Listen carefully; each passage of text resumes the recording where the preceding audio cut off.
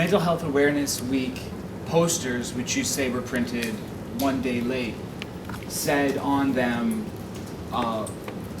Mental Health Awareness Portal.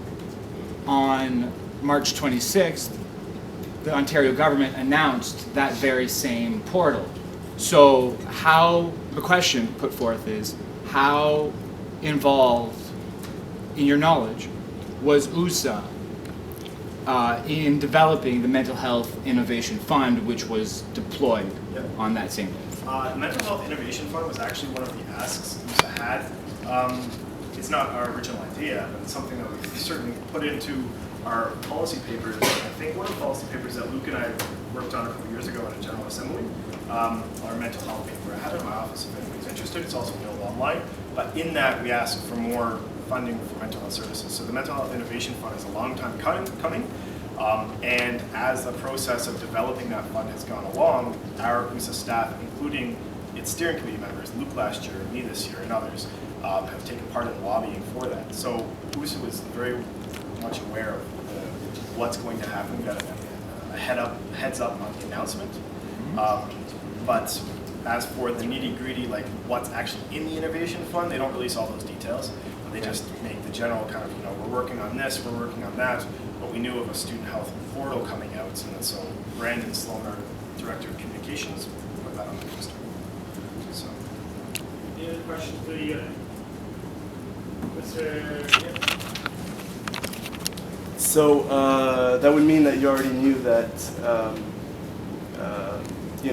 mental health is something that's available for a grant, right? Being that you were involved with OUSA, so why is it that you didn't say anything about that when it came to BUSAC the first time? Like I said, as being something that's yeah, illegal. So the Mental Health Innovation Fund is a fund open for individuals and institutions to file for grants. The makeup of it, I don't have all the nitty-gritty details. I just get an update from OUSA. So I knew in a general sense that there's a portal and such, but I didn't know anything that I thought at that time, at least in the hecticness of that month, or the month even before that, that would be seen as damaging or, for lack of I can't think of the term that would use there, but I didn't think of any problem. Sorry, can you repeat the last part of your question? Yeah, sure. Okay, Yeah. so part of Tyler's presentation was about the Ministry of Training, Colleges and University, right? The Operation and Distribution Funds Manual, which says that something that's available for grant by institutions is, tuition, right? And not ancillary fees. Now, being that you worked with OUSA, on specifically your Mindhack campaign and I forget what the portal thing, right? So that you could actually help to get a grant for the university.